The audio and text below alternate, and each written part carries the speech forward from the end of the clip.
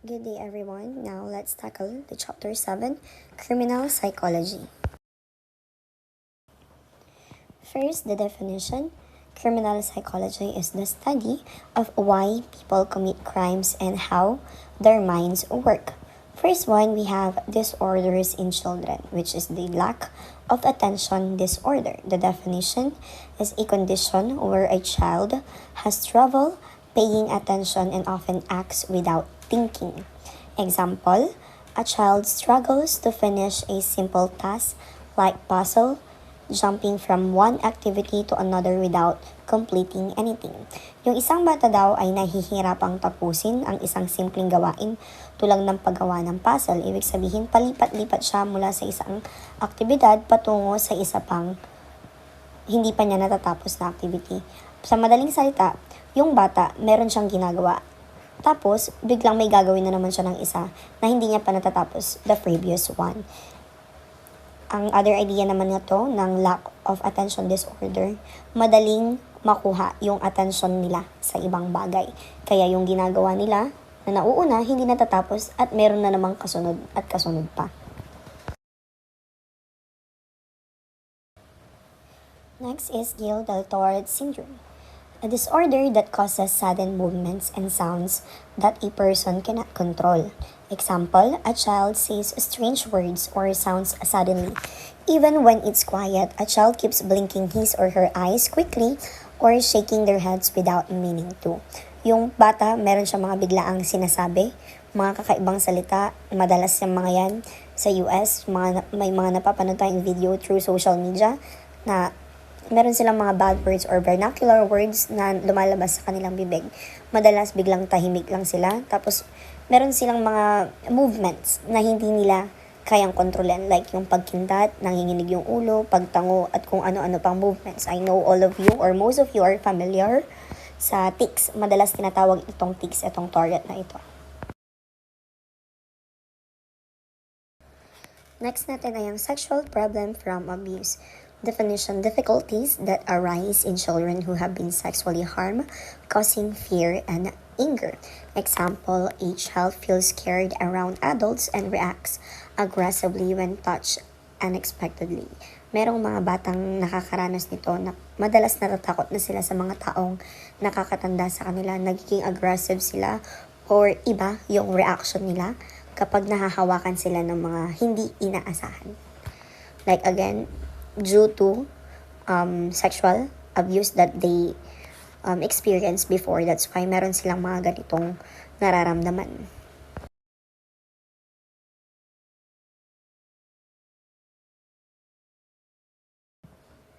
Next natin na yung physic disorder from bodily issues. Body image disorder, an obsession with how one look, leading to excessive worry about appearance. Ang example niyan, a person avoids going out because they are embarrassed about a small blemish on their skin. Yung tao daw or merong mga tao na nahihiya or umiiwas lumabas ng bahay dahil nahihiya sila sa mga maaring makita or kapuna-puna na meron sa mga mukha nila tulad ng mga peklat sa kanilang katawan or nasa kanilang mga mukha. Yun ang tinatawag nating body image disorder. At marami pang iba.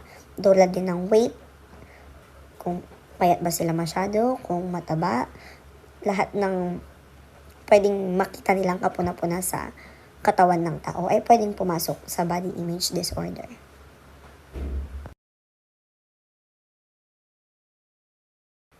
Next is faking illness, pretending to be sick to get attention from others. Example natin dyan, a person often claims to have headaches to receive sympathy from friends and families. May mga tao na sinasabi nila madalas meron silang migraine, meron silang sakit, para makakuha sila ng simpatsya sa kanilang pamilya or mga kaibigan, even sa mga loved ones nila, di ba? Madalas nakikita natin yan sa mga pelikula, sa mga videos, sa TV, sa cellphones natin na madalas meron yung nagfe-fake sila ng illness to seek attention.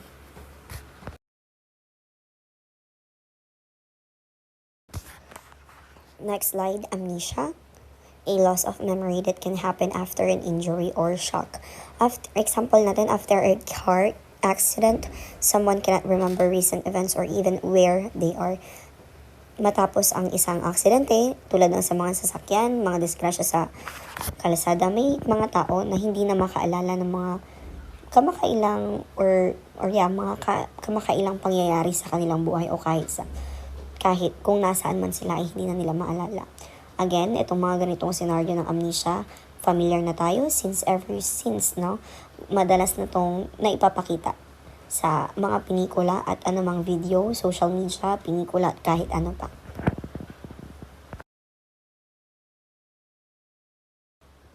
Next is Alzheimer's disease, a disease that causes memory loss and confusion often seen in older adults.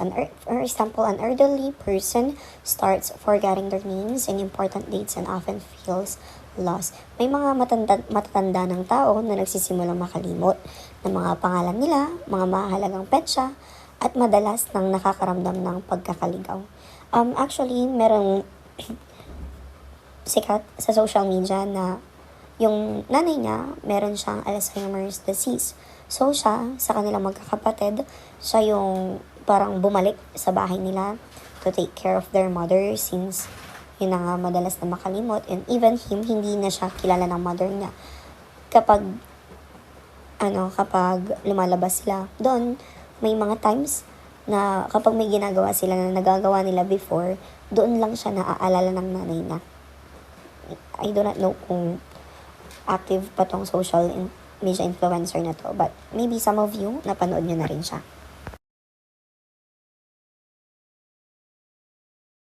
Next, letter C, addiction. First is alcohol dependence.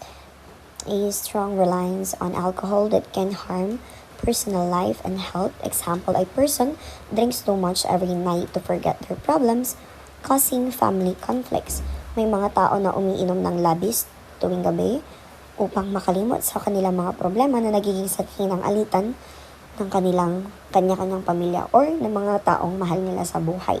Pero since hindi naman natin alam kung ano yung pinagdadaanan nila, maiintindihan natin yung mga ganitong tao. Pero meron naman tayong magandang paraan, like merong mga rehab for those alcohol dependence person.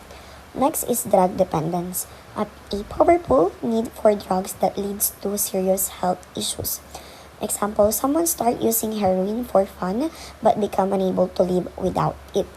May mga tao na nagsisimulang gumamit ng heroin or kung ano-ano pang drugs para sa kanilang kasiyahan, panandali ang kasiyahan, ngunit hindi na nila kayang mabuhay nang wala ito. Dahil kapag nasubukan na natin ang isang uri ng droga, kahit sabihin natin na titikman lang natin yan, mayroon at malaki ang tsansa na hahanapin natin yan hanggang nakakagawa na tayo ng mali para masustain lang natin yung needs natin or yung financial need na pangbili para meron ulit tayong maibili ng droga. Next is psychotic disorder. First is schizophrenia, a serious mental illness that affects how a person thinks, feels, and acts.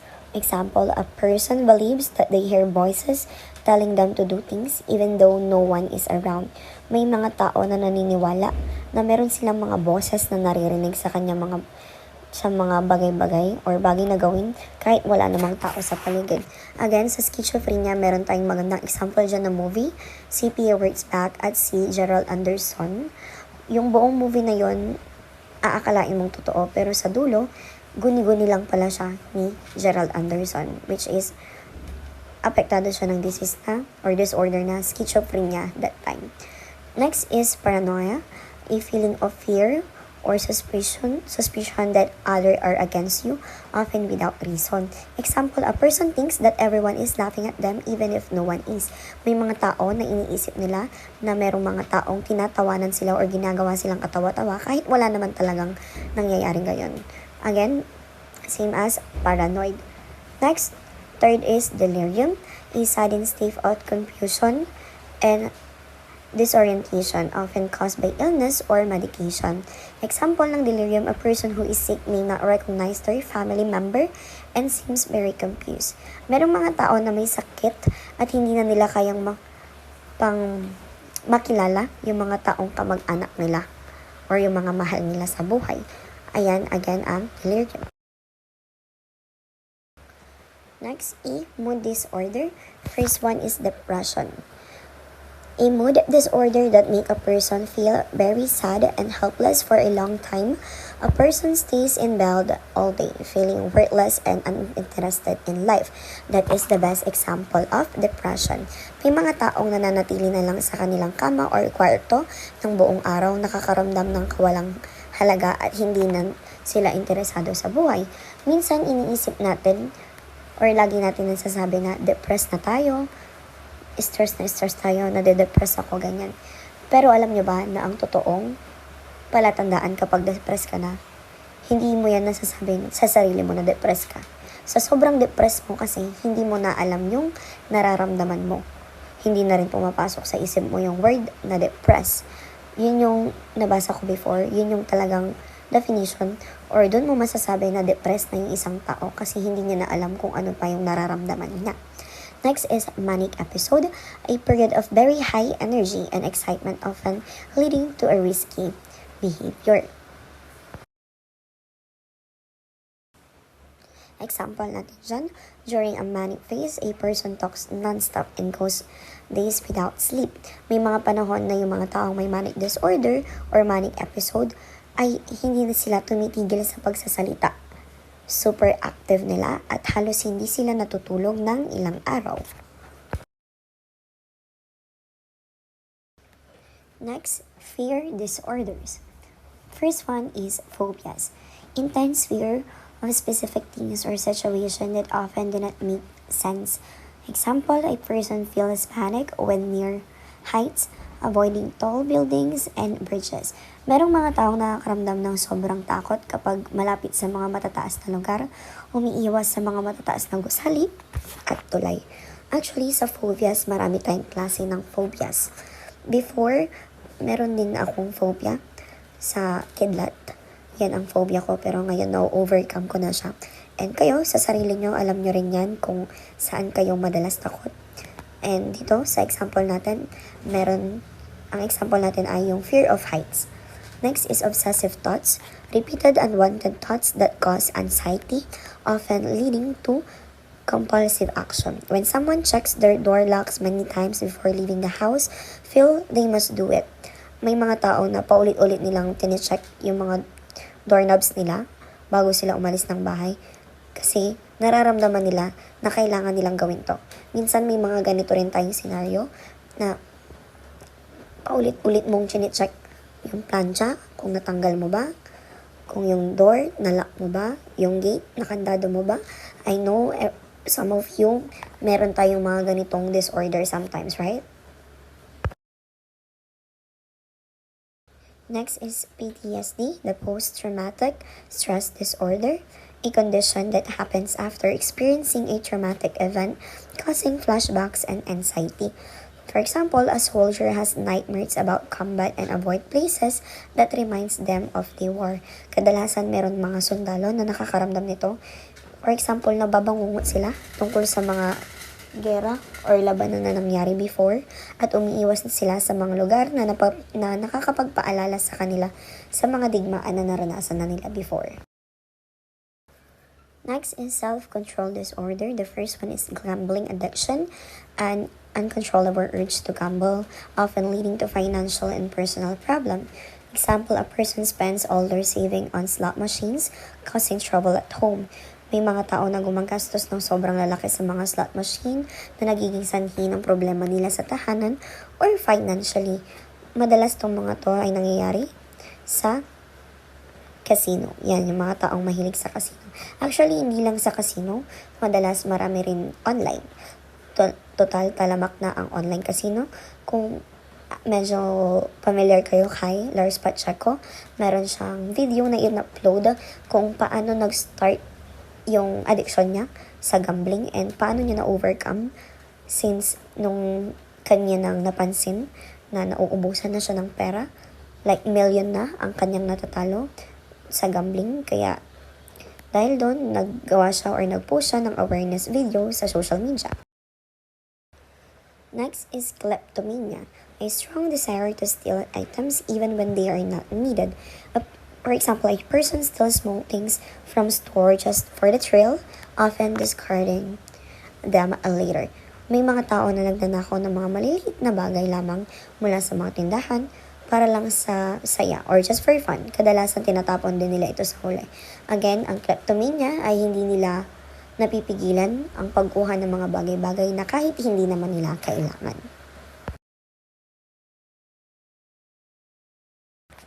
Next is pyromania, a compulsion to start fires for enjoyment or excitement. Example, a teenager starts small fires and enjoy watching the firefighters respond. May mga kabataan or may mga tao na mahilig silang magsindi ng mga maliliit na apoy. Again, hindi nila kayang pigilan yun sa sarili nila dahil yun ang nagdudulot ng kasiyahan sa kanila. Example nito, like, masaya sila na nakikita na merong mga nag-aapulan ng apoy, na merong mga apoy. Ganyan yung pyromania. Again, ang disorder nila ay gusto nila na laging nakakapag-create ng sunog. Next is suicidal thoughts, ongoing thoughts of self-harm or suicide often as a way to seek help.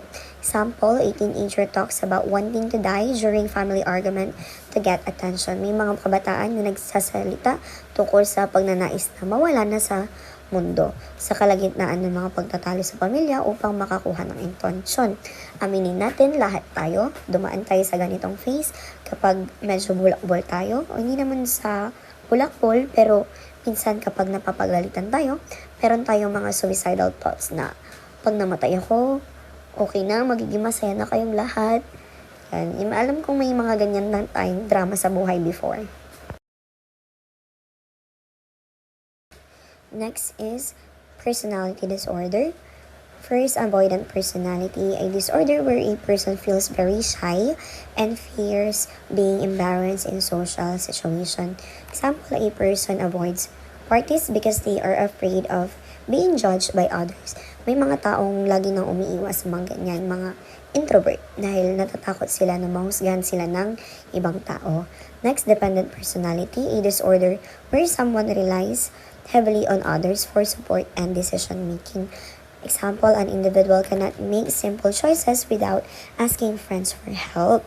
Meron tayong mga friends na ganyan. Ultimo, pagpili ng profile picture, ipipm pa sa'yo ang mga picture nila. So, friend, sa tingin mo, anong maganda dito? Anong magandang i-profile? Tapos kapag pinost nila, pinrofile nila, ang caption nila, requested by, right? Sinong mga nakagawa na ng ganyan? Next, antisocial personality, a disorder where a person does not care about the rights of others and often breaks rules. Example, a man lies and cheats his friends for personal gain, showing no remorse. May mga tao na nandadaya o nandilin lang ng kanilang mga kapwa para sa sanilang kapakinabangan ng mga walang nararamdaman na pagsisisi. So last is the borderline personality disorder, a disorder that causes intense emotions and unstable relationship. Example, a woman has extreme mood swings and fears being abandoned, leading to conflict with friends. For example, mayroong babae na may matinding pagbabago sa damdamin at natatakot siya na maiwan na nagiging sanhi ng alitan nila ng mga magkakaibigan. Well, thank you everyone for listening. I hope na mayroon ding pumasok sa mga isip nyo. And if ever na may mga gusto pa kayong malaman or may hindi kayo naiintindihan, panoorin nyo lang ulit. And regarding the activity, just submit those sa time na sinabi ko. Again, thank you so much and stay safe. Goodbye.